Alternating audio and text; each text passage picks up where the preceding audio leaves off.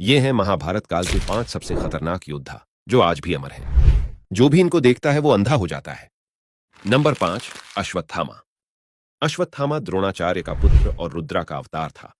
अश्वत्थामा को संपूर्ण महाभारत के युद्ध में कोई हरा नहीं सका था। हालांकि इसमें संदेह है कि अश्वत्थामा आज भी जिंदा है या नहीं, क्योंकि भगवान श्री कृष्ण ने उसे 3000 वर्षों तक सशरीर भटकने का श्राप दिया था। कुछ लोग भविष्य पुराण का हवाला देकर कहते हैं कि वे कलयुग के अंत में जब कल की अवतार होगा तो उनके साथ मिलकर धर्म के खिलाफ लड़ेंगे। नंबर 4, कृपाचार्य। महाभारत के अनुसार कृपाचार्य कौरवों और पांडवों के कुल गुरु थे। कृपाचार्य गौतम ऋषिपुत्र हैं और इनकी बहन का नाम है कृपि। कृपि का विवाह द्रोणाचार्य से हुआ था। कृपाचार्य अश्वत्थामा के मामा हैं। महाभारत युद्ध में कृपाचार्य ने भी पांडवों के विरुद्ध कौरवों का साथ दिया था। कृपाचार्य की गणना 7 चिरंजीवियों में की जाती है, जिनमें विभीषण, राजा बलि भी शामिल हैं। भगवान शिव के परम भक्त हैं। ऋषि मार्कंडेय। इन्होंने शिवजी को तप कर प्रसन्न किया और महामृत्युंजय मंत्र सिद्धि के कारण चिरंजीवी बन गए। मार्कंडेय ऋषि वनवास के दौरान युधिष्ठिर को रामायण सुनाकर धैर्य रखने की सलाह देते हैं। दूसरी ओर महर्षि जैमिनी के मन में महाभारत, कृष्ण और उसके युद्ध को लेकर कुछ संदेह था, तो मार्कंडेय ऋषि ही उनके संदेह का निवारण करते हैं। मार्कंडेय ऋषि को भगवान शिव से चिरंजीवी होने का वरदान मिला हुआ है। नंबर 3, महर्षि दुर्वासा। महर्षि दुर्वासा के बारे में सभी जानते हैं कि वे कितने क्रोधित ऋषि हैं। रामायण अनुसार महर्षि दुर्वासा राजा दशरथ के भविष्यवक्ता थे। इन्होंने रघुवंश के लिए बहुत भविष्यवाणियां भी की थीं। दूसरी ओर महाभारत में महर्षि दुर्वासा कुंती को मंत्र देते हैं तो द्रौपदी की परीक्षा लेने के लिए अपने 10,000 शिष्यों के साथ उनकी कुटिया पहुंचे थे।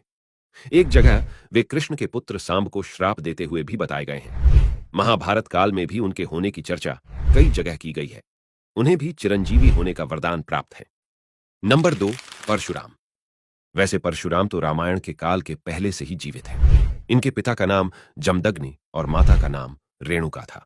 रचीक सत्यवती के पुत्र जमदग्नि, जमदग्नि रेणुका के पुत्र परशुराम थे। रामायण में परशुराम का उल्लेख तब मिलता है जब भगवान श्री राम सीता स्वयंवर के मौके पर शिव का धनुष तोड़ देते हैं। तब परशुराम यह देखने के लिए सभा में आते हैं कि आखिर यह धनुष किसने तोड़ा। महाभारत में परशुराम का उल्लेख पहली बार जब मिलता है जब वे भीष्म पितामह के गुरु बने थे और एक प्रसंग के अनुसार उनका भीष्म के साथ युद्ध भी हुआ था। दूसरा, जब वे भगवान श्री कृष्ण को सुदर्शन प्रदान करते हैं और तीसरा, जब वे कर्ण को ब्रह्मास्त्र की शिक्षा देते हैं। नंबर 1, हनुमान जी। सर्वशक्तिशाली और भक्तों के कृपालु हनुमान जी के कारण ही राम और रावण युद्ध में श्री राम जी ने विजय श्री प्राप्त की थी। उनका प्रताप तो चारों युगों में है।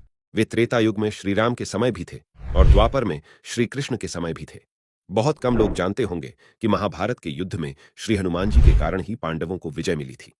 अर्जुन और श्री कृष्ण को उन्होंने उनकी रक्षा का वचन दिया था, तभी तो वे उनके रथ के ध्वज पर विराजमान हो गए थे। इससे पहले वे भीम का अभिमान को चूर चूर कर देते हैं। जब एक जंगल में भीम उनसे अपनी पूंछ हटाने का कहता है तो हनुमान जी कहते हैं, तू तो शक्तिशाली है, तू ही मेरी पूंछ हटा दे। लेकिन भीम अपनी सारी शक्ति लगाकर भी जब वह पूंछ नहीं हटा पाता है तो वे समझ जाते हैं कि यह कोई साधारण वानर नहीं, स्वयं हनुमान जी हैं।